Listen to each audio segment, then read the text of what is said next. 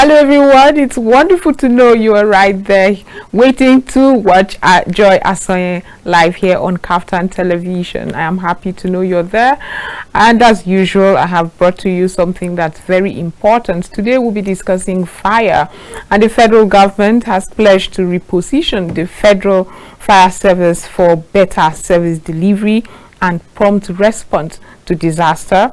The Minister of Interior, Honorable Olubunmi Tunji-Ojo, made the commitment last week Friday during a familiarization visit and tour of facilities at the headquarters of the Federal Fire Service.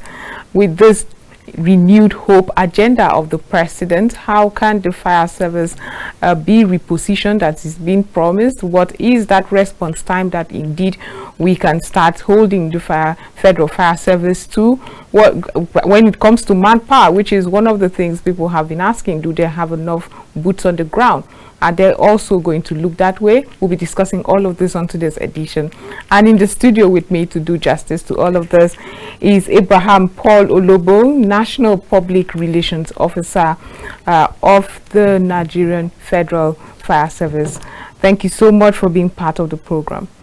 It's my pleasure to be here, Joy. It feels good. It feels good. It's been too long. I mean, I always like dragging you back here, but I succeeded this time. So welcome to the studio. Yeah, it's nice to be here. Thank you very much, Joyasonye. We'll go for a very short break to return to discuss everything I mentioned earlier. It promises to be very interesting. How can we combat fire and reposition the Federal Fire Service to do just that? That's what we'll be discussing. Stay with us. This is still Joyasonyelive.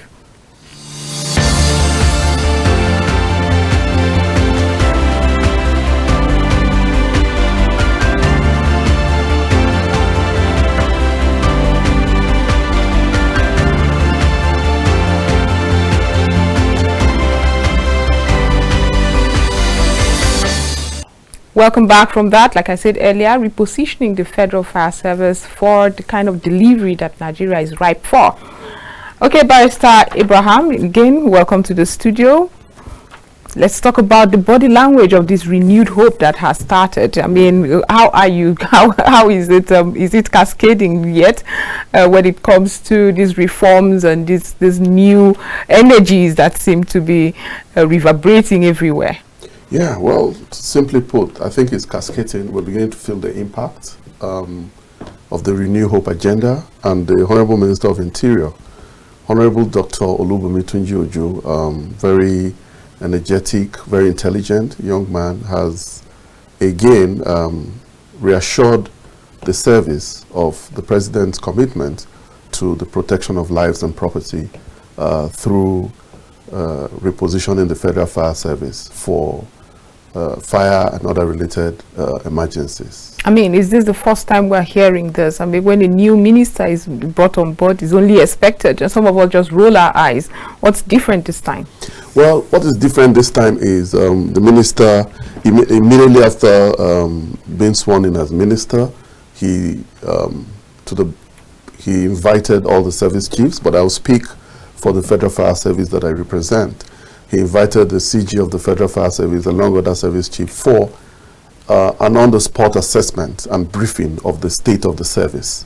And the Controller General Engineer Jaji Abdugani was able to take the minister, through the history, of the Federal Fire Service from 1901 to 2015, and then to, where we are as of today.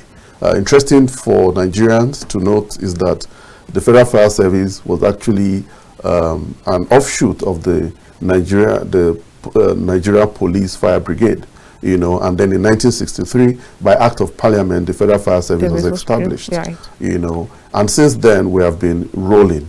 But very importantly is the fact that it was the Buhari-led administration, the tail end of the Jonathan's administration into the Buhari-led administration, and through the Buhari-led administration, we had retired General Dambazo and then Ogbeni Rahu Aregbesola as ministers that actually started the process of repositioning the service.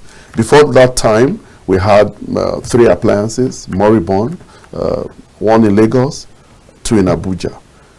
But today I can tell you that we have over 106 state-of-the-art firefighting appliance, you know. But beyond the infrastructure and all of that, when the minister took office, after his swearing in, he called for this briefing. He was properly briefed, so he understood the state of the service. And then he made commitment, you know, to the Controller General, and then it was the offshoot of that briefing that brought him to the national headquarters of the Federal Fire Service, where he took a tour of the facilities, took a tour of the infrastructure, and then had interaction with the personnel, both at the very highest level and then at the mid-level.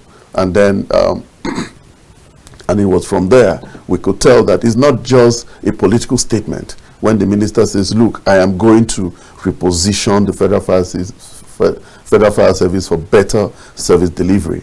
You know, he is walking his talk, right? Because he's asking questions, intelligent questions, smart questions, questions that tells you he knows what he wants to do and he knows how he wants to go about getting it done. It's just that there must be synergy, there must be, you know, a work, you know, because it's a going concern, you know, so he's looking at, okay, the collaborations and what we need to do to get those results out. Okay, so he's talking, for example, for the Federal Fire Service, he has a two-pronged approach. One, increase fire stations, which in effect will reduce response time. And of course, that's an intelligent thing to say. Right. And so he's looking at economic centers. You know, he's looking at those places where we lose billions of naira, fires, public buildings, markets, you know, and all of that. And so, okay, we need to increase our fire stations. Right. And if we increase our fire stations, it will definitely reduce response time. And the issue with fire is your response time. If you arrive late, the havoc would have been done. If you arrive early enough, you would have reduced and mitigate the effect of that fire. And then he's talking preventive. He's telling the Controller General, you need to be on TV, you need to be on radio, you need to, I want to see you everywhere. And I want your KPI. I want your key performance indicators. I want to see what you're doing for this month. I want to see what you plan to do in the next 3 months. I want to have it on my table. I mean, that's not business as usual. That's not political talk, if you understand what I mean. So he's not just asking questions. He's also saying, okay, go and bring your plan. Write it out. Draw a calendar of activity that you want to do, and let me see how you want to get it done. And let me know the areas that I need to come in. You know, and that is why I think that is not the regular, maybe political statement. No. He is working his talk. While we celebrate such moves, and it seems like he's positioning himself so that he can see these changes in the Federal Fire Service, one would ask the personnel welfare. Are there talks about that? Because it's one thing to say, oh, increase response time, increase the fire service stations, but what happens to these men who have to risk it all sometimes just to ensure that lives and properties are saved?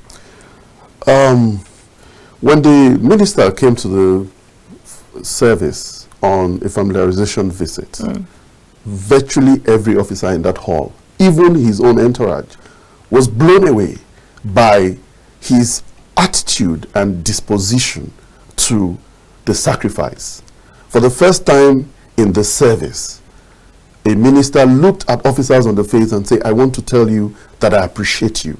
I want to tell you that Mr. President is grateful for the level of sacrifices that you make. Exactly. I want to tell you that the Nigerian states cannot do without the Federal Fire Service. We've never heard those kind of things before. On the job. This was a minister who went and was hugging firemen in tunic. He was actually giving them a hug and a pat on their back. So the welfare of the personnel, from his disposition, he knows what it is. And you know that every time you get a pat on your back, it's a propeller, it's a moral booster to set you up to want to do better. And this minister is bringing that. The first day is coming, he's saying, thank you, I appreciate you. I'm here to thank you on behalf of Mr. President. I'm here to thank you on behalf of Nigerians. I want to tell you that the fire service is indispensable. Those are not Those are not cheap talks. And yet there are still talks. No. There are still talks. I mean, you are the PRO. I'm sure you relate with the men just as much as you relate with government. You understand exactly what's going on. And I'm sure you know that as much as your morale is boosted at the time the minister came and patted you at the back, said all the right words, you still have to pay so much transportation back. You probably do not even have housing and all of that. There's so much that allowances that should be paid that is due to a fireman. Is that all addressed? Well, I started with what he said, right, and I'm still going into the steps that are going to be taken. For example, the minister told us in very clear terms that I will ensure you have a befitting national headquarters in Abuja.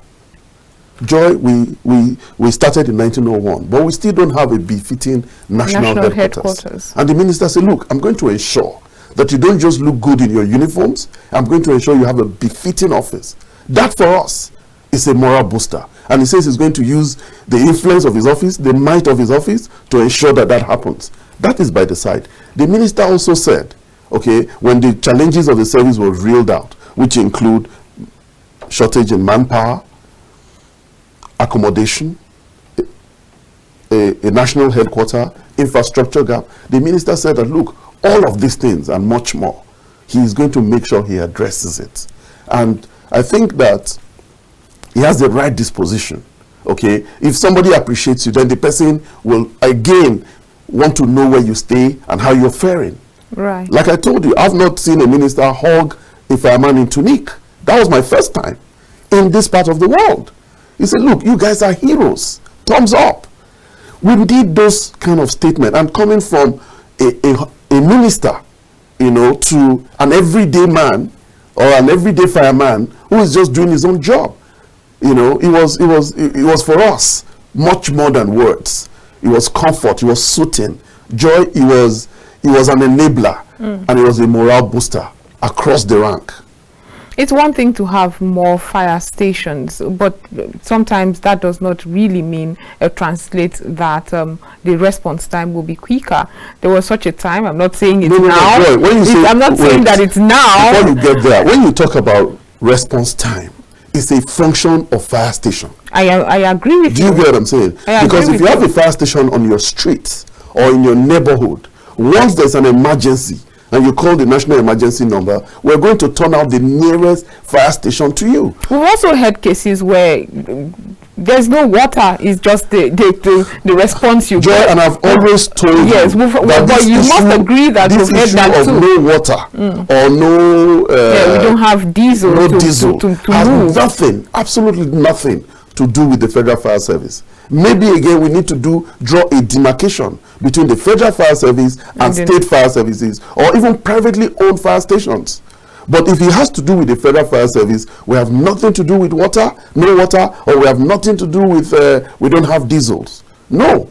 The issue we have always had is the distance from the fire station to the scene of the fire. Maybe you have to educate us a bit here, because you just said something that piqued my attention. Now you said it might be different when it comes to state fire services.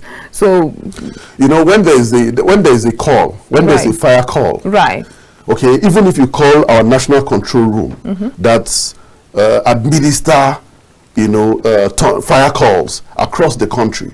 When you make that call, it is our responsibility from our data repository center to turn out the nearest fire station. And this nearest fire station ordinarily may not be owned by the Federal Fire Service. You get what I'm saying? So I give you an example. We're in Abuja now. Right. If there's a fire, let's say in Buhari, we may have to turn out the nearest fire station, which will be in Kubwa, which is the FCT owned. Right now we have a Metropolitan, but before the Metropolitan Fire Station, which is in Kubwa by Duse Market, there was a time that we had to turn from the Public Service Institute, which is FCT owned. Okay, so people don't have those demarcations.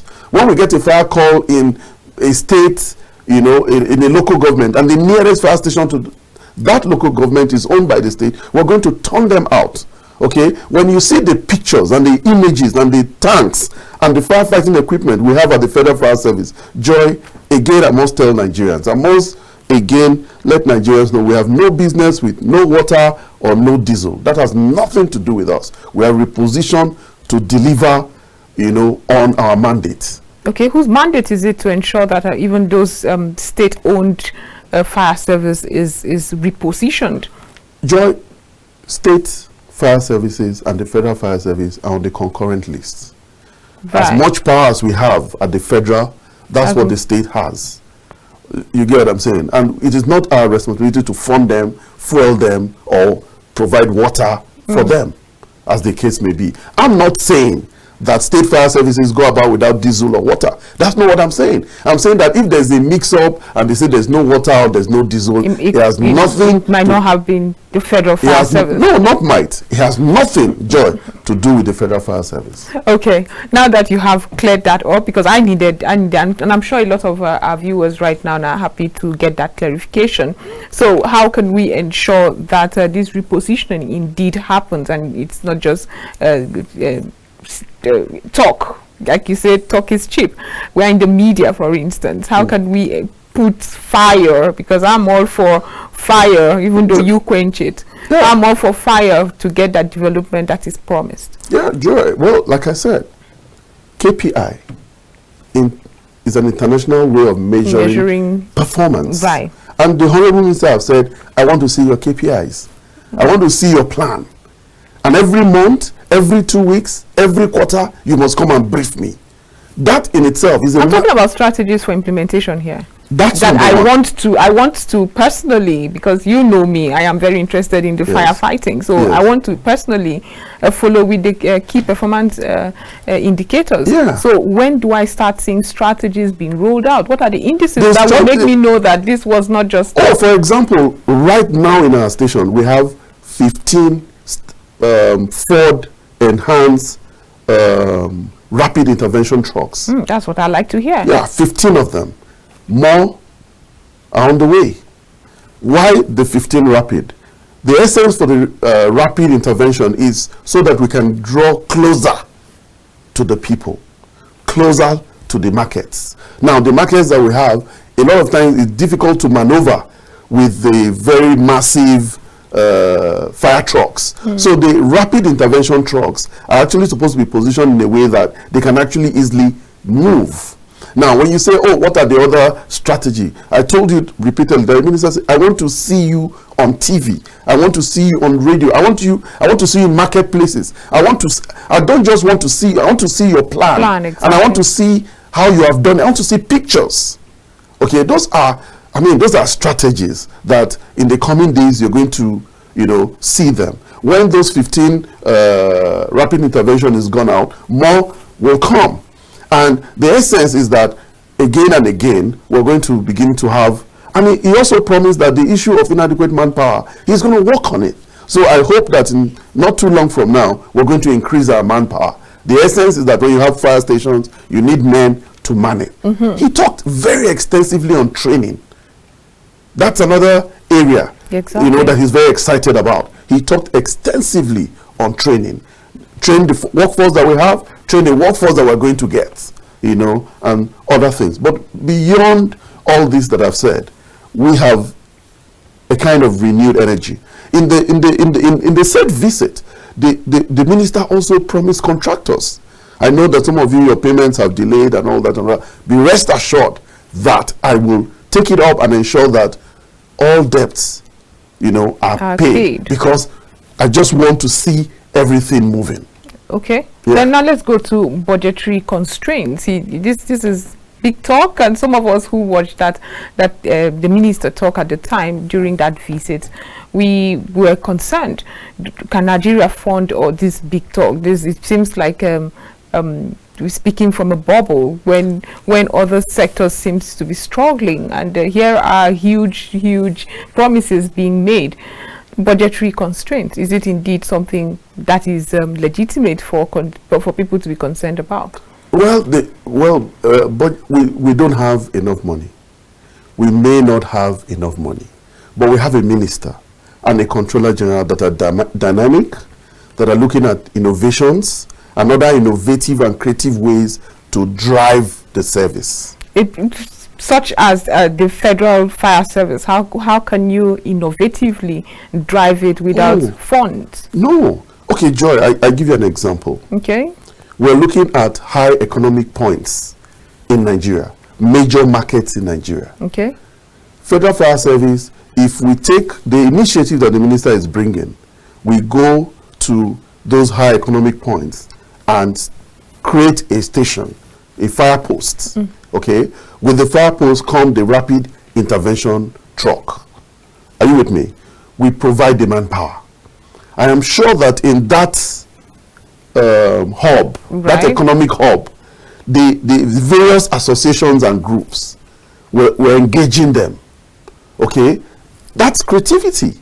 We're engaging them in a way that they see what we're trying to do for them, and of course they're also trying to see what they can do.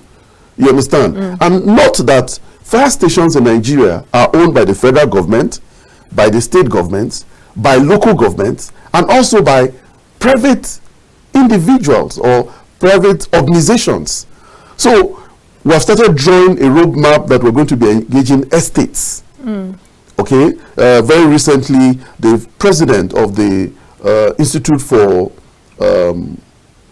Estate Surveyors was in the office. Again, we're looking at those institutions: MAN, Engineering Society of Nigeria, REDAN, Estate Surveyors, and Valuers. We're looking at those partnerships, So in an estate, I'm sure that if you see the level of investment in such an estate, we're able to partner with them.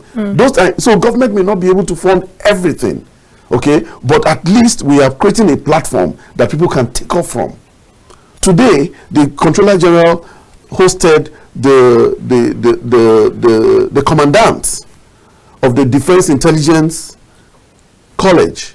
Again, is in partnership, looking at ways that we can work with other agencies of government, work with private individuals, work with institutions, work with market associations and all of that. So those innovations and creativity, in my view, will again drive this whole process. Isn't it another burden on the already burdened Nigerians who are experiencing serious, harrowing economic challenges? Well, I wouldn't consider it a burden because it's safety first. You have to be alive. You have to be alive before you consider economic hallowing. Well, I'm paying taxes so that the government would ensure that should I have a fire incident, I would not need out-of-pocket expense, or having paid again. Well, these are people, Nigerians, who are already paying for security. They are paying to have their roads fixed. So when you now say these innovative ways and engagement, that would you think is another harrowing experience you're adding? No, because we're not going to the we're not executive beggars. We're not going to the streets and asking people. Well, there are people that can support us. The private sector has a huge reserve of resources, especially when it has to do with the protection of their own lives and properties. Of course. That's what I'm saying. So we know the level of investment that the big markets have seated. So if you bring anything that is going to further protect their investment, I'm sure they will jump on it. And they've shown a lot of excitement. Oh, so they have? They have shown a lot of excitement. So we're not going to Nigerians on the street to say, we need your assistance. That's not what we're saying. We're saying that we're looking for private-public partnership that can further drive the protection of life and property from fire and other related emergencies. Okay, we actually digressed rather a bit there when you were talking about these rapid vehicles that would have better access, and it was provided recently. Yes, that's where you stopped in the conversation. Yes, so they're there, and the idea is that they're going to be deployed. Not long from now, the minister will commission them, and then they'll be deployed. You said 15? 15 of them, 15. Would that suffice? No, it will not suffice, but that's not where we used to be. So it's a work it's a work in progress. That's not where we used to be. So after that 15 is, distributed across the country, we'll work at getting more. work at getting more. Is it a promise for getting more? Is it in faces? Because of course, Joy, you see, it's a project. Forgive me, I'm like the average Nigerian who has trust issues and have had it for a long time. And that's why I'm here. Right. That's why I'm here. So that you know that, okay, government is not sleeping, the Federal Fire Service is concerned, the minister is concerned. He wants the economic hub to be protected because he knows the trillions of naira that can go up in flames and possibly never come back, you know, and he says we must protect those hubs. Okay, and so yes, and it's in phases.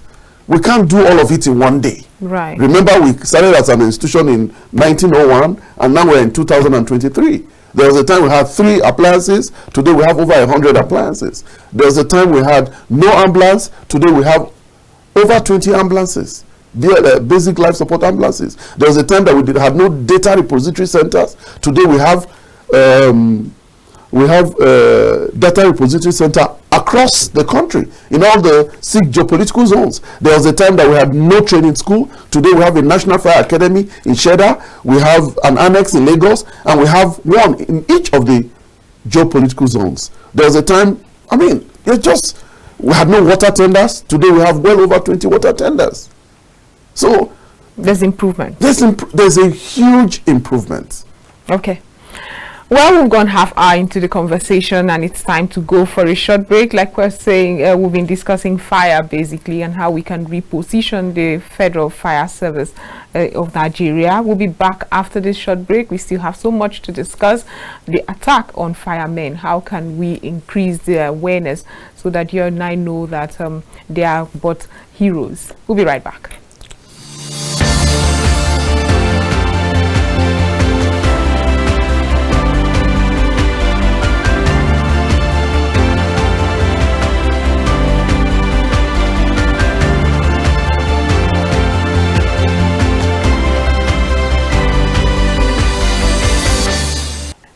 Thanks for staying with us. This is still Joyasonyelive here on Kaftan television, and we've been discussing fire. It's been very interesting. But what measures does the Nigerian Federal Fire Service putting in place to improve public awareness, especially that very ugly trend of attack on firefighters? That's where we've taken the conversation to, and we have so much more to discuss. And we still have the National Public Relations Officer, Barrister Abraham Paul Olobo, with us right here.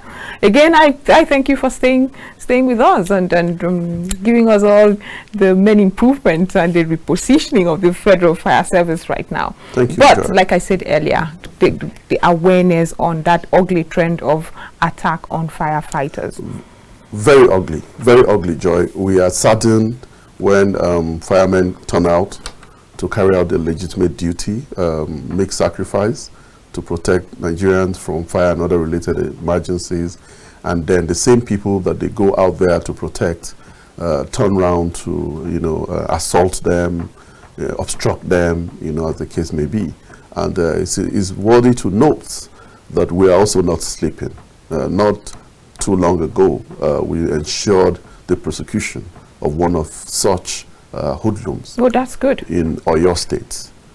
This is to serve as deterrent to others who may want to emulate, this main lifestyle of attacking firemen. We don't carry arms, we don't carry arms, and we see our responsibility more as government, social, corporate responsibility to our citizens, assuring them of protection from fire and other related emergencies. So one of the things that we are doing, or some of the things that we are doing to discourage that, like I said, prosecution. If anybody is caught within that act, doing that act or attempting to do that act, we ensure that the full route of the law takes its course. That will go a long way to deter others that may want to do that. But what often triggers that? I mean, it doesn't make sense to do, like for somebody like me who would say these are people coming for rescue, and then you attack them. It doesn't make any sense for me. What often triggers the attack? Well, for us, it's an unprovoked attack. For us, I mean, because just like you said, it doesn't make any sense, meaningful sense, to attack a fireman who is not carrying arms, who came to rescue you or rescue a property that may be in flames. Exactly. You know, so for us, it doesn't make any sense. But a lot of times they come up with excuses, and I will only say that those excuses are excuses they are making to.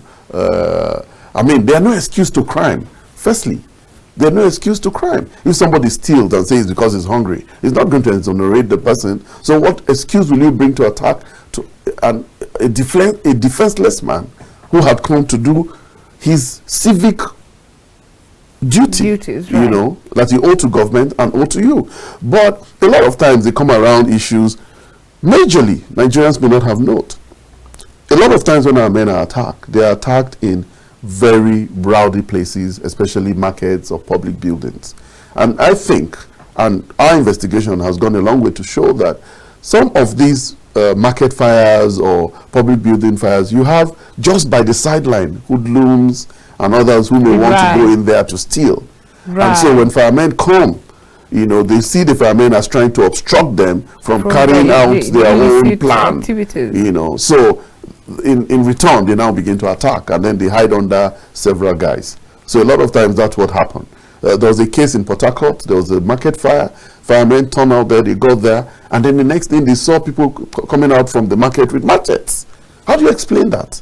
So, but like I said, we're prosecuting. We will prosecute anybody who takes the law into his hands and attack firemen.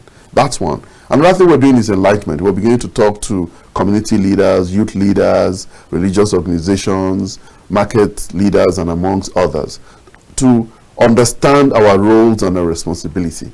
Earlier on, we had a discussion around response time. Exactly. When we come late, it's not our own doing.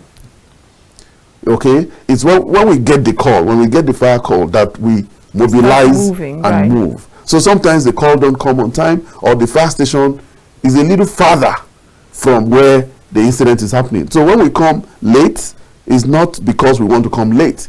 It's a circumstance that is beyond our control. Some of them hide under that guise and attack us. So we're beginning to continually engage with their leaders, community leaders, youth leaders, and women leaders, markets, you know, and all of that, to say, look, this is our role, this is our responsibility. We are up to it, but we have logistical challenges sometimes. Right. And so when this happens, it's not because we want it, you know. And then the Honorable Minister, part of his effort, you know, in repositioning the service is that he spoke to the Controller General and the Commandant General of the Civil Defense Corps of the need to properly work together, so that when maybe we have firemen turning out, we can get maybe a pilot, you know, of a crop of civil defense officers. Those ones are armed, you know, piloting the appliance and the men to ensure that, I mean, they don't get those backlash of attacks from firemen.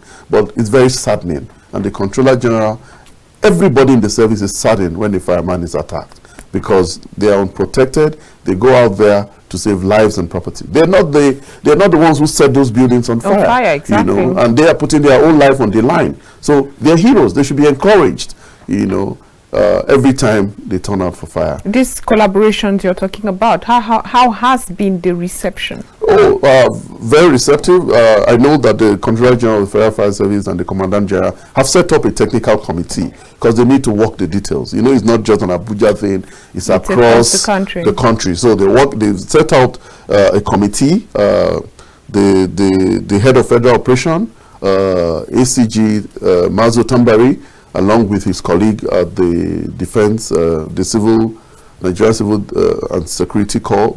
They're looking at, you know, that workability. I'm sure that in the coming days, they will brief the Commandant General and the Controller General, and then the Minister says they should bring their template. He's going to approve, so that he knows that when firemen go out, he, as Minister, can sleep and not be worried that a fireman is being attacked. Okay, now let's go to something. I had a conversation, and I let me just ask you, you're the PRO, and you're right here.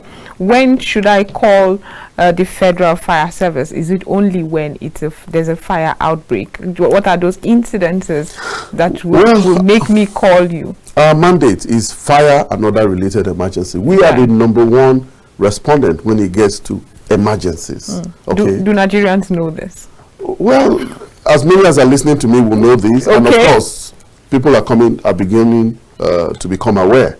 Okay, so when? We're first responded when it gets to flood. We're first responded when it gets to rescue, collapsed building, any form of rescue, okay, emergencies.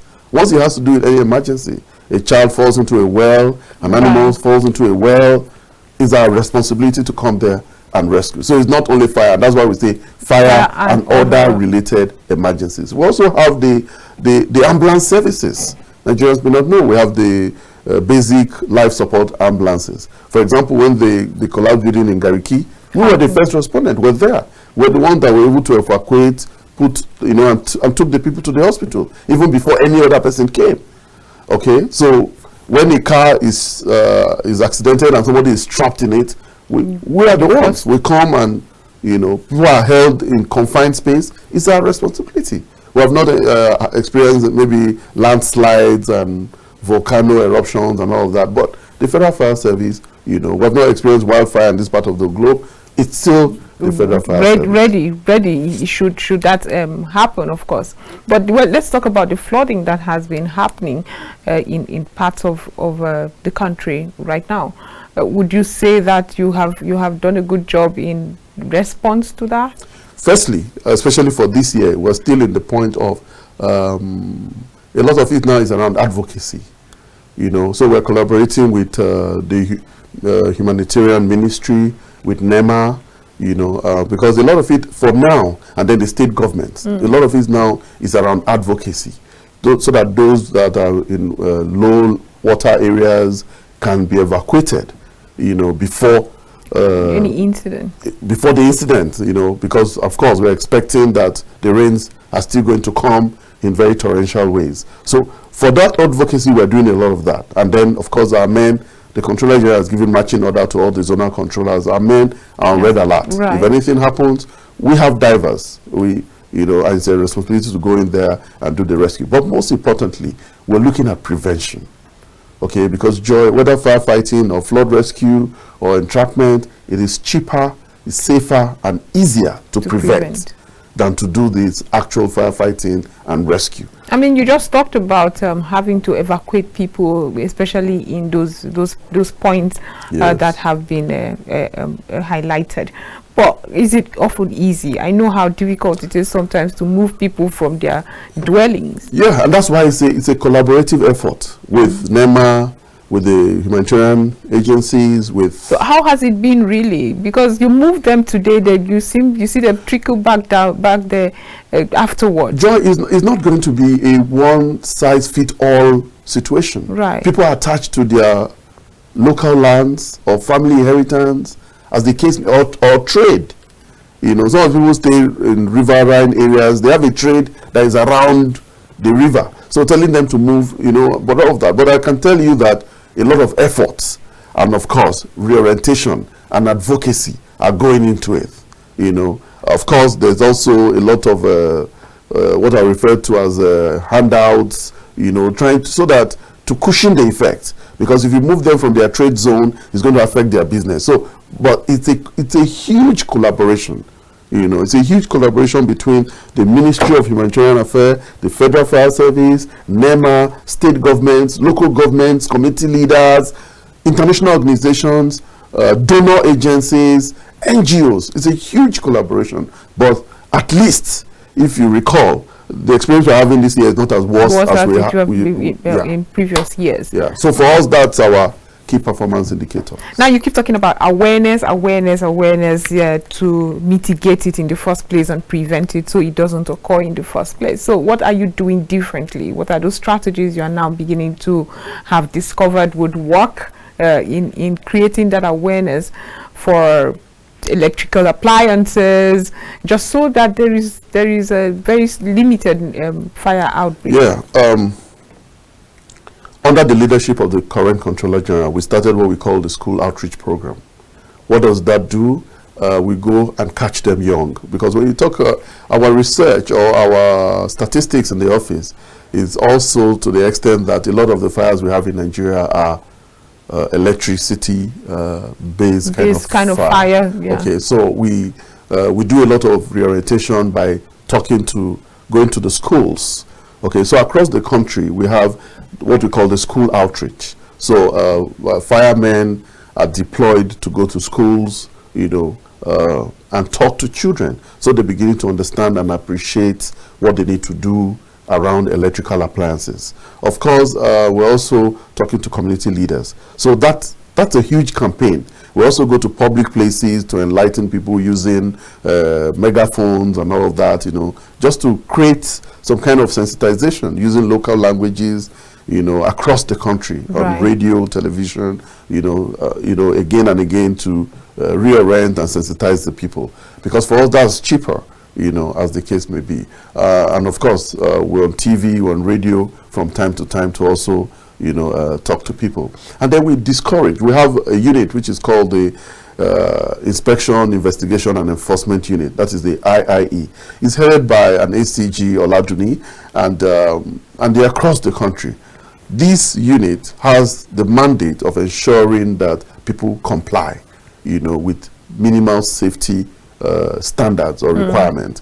And so across the country, every day they go out trying to, one, sensitize the people, two, inspect, public buildings, ensure that their extinguishers are working, their smoke detectors That's still done? Yes, still done. And I know there was such a time certificates would even be given. Yes, of course. Once a building is a public building is certified fire approved, we issue a certificate which is renewed yearly. The essence is that so that in another 6 months, because the extinguishers and some of these appliances, they need to be serviced biannually, at least once, twice in a year. Every 6 months, you need to look them again and all of that. So I'm smiling because a lot of us are just learning that for the first time. After buying your fire extinguisher, I mean, it's been there. Just look on the tag on the extinguisher. It's going to tell you when it's going to expire. But even at that, if you buy it after 6 months, it's good to refill or re-energize, as the case may be, depending on the type that you buy. And then the battery-based smoke detectors or fire alarms. I mean, you need to change the batteries. Of course. So for public buildings, we go out there and ensure that these are done. With all of that, IIE is there, so they inspect, they investigate, and where they need be, there's an enforcement. When you go and plant maybe a gas station very close to residential areas, we found out those things because of the hazard that is related, and all of that. So that's another thing we're doing in that regard. And of course, we have magazines, we have newsletters, we have flyers. Very soon the rain will be gone, and then we'll enter the dry seasons. And then we have a whole fire week. That fire week, what do? We go, this one, we just go to the street, hold carnivals, and try to talk people, of all the preventive measures they need to take, in case of fire or other. Now, we don't hear a lot about arson. Is it because Nigerians do not delve there, or there are no forensics to know that this fire was caused by a human being? We have the investigation unit. Like I said, we have IIE, Inspection, Investigation and Enforcement. So they have their records. So, but arson cases in Nigeria, where are we on that?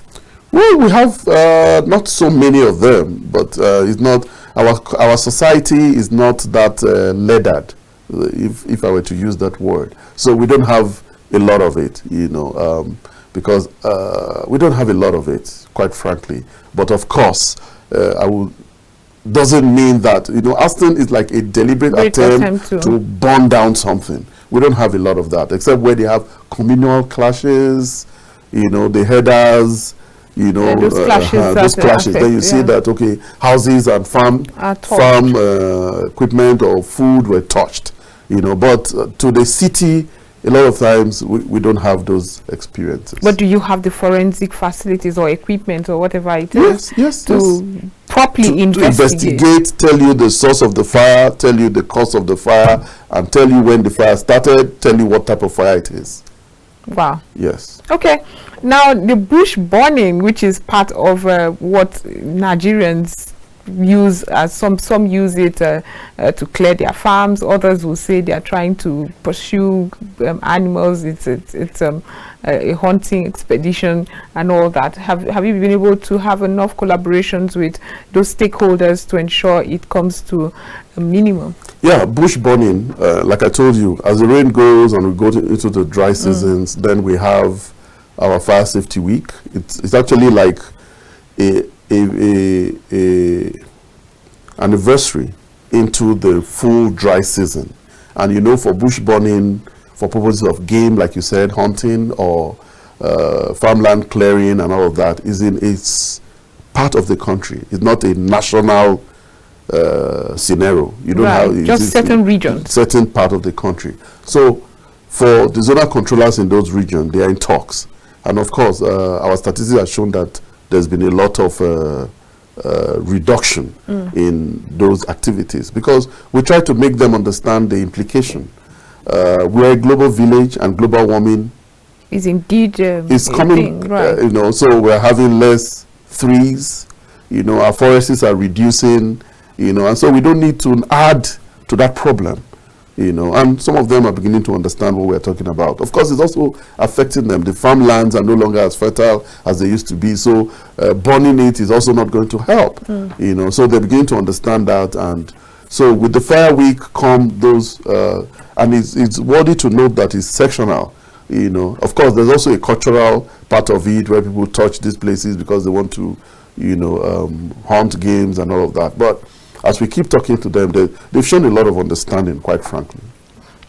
Why do we not have wildfires while we celebrate it? Some of us ask, some parts of the country can be very dry, but we never have those wildfires that we read about or see in other parts of the world. We are blessed like that. However, what would you say is the reason? God has been merciful to Nigerians. That's the truth. God has been merciful. And again, the areas, the part of the country that are very dried, they don't have a lot of timber. Right. Okay. You know, wildfires goes with the wind and the trees and the fueling, you know, as the case may be. So God has been gracious to us. So the areas that are very dry, they don't have a lot of trees. You know, they don't have a lot of vegetations. So you can understand. So there's no enough fuel to promote or fuel wildfires. But in it all, we thank God. Okay, so what would be your message to Nigerians listening to you right now? Before I let you go, what's your message? My message to Nigerians listening to me right now is to say that the Federal Fire Service very soon will be in your neighborhood for one reason or the other, either to inspect a building or to prevent, come on a campaign, or to even fight fire. Please support them. Don't attack firefighters. They're your friends. They're there to serve you, and have confidence, you know, in the Federal Fire Service. Engineer Jaji Abdulganiu, the Controller General of the Federal Fire Service, is passionate and is working in collaboration, you know, with the Honorable Minister of Interior to reposition the service in such a way that we're going to have more fire stations and, by extension, reduce response time. Okay, thank you so much for being part of the program, Barrister Abraham Paul Olobo. It's always wonderful to have you talk about your organization so passionately, and we've learned a lot. I have learned a lot, for one.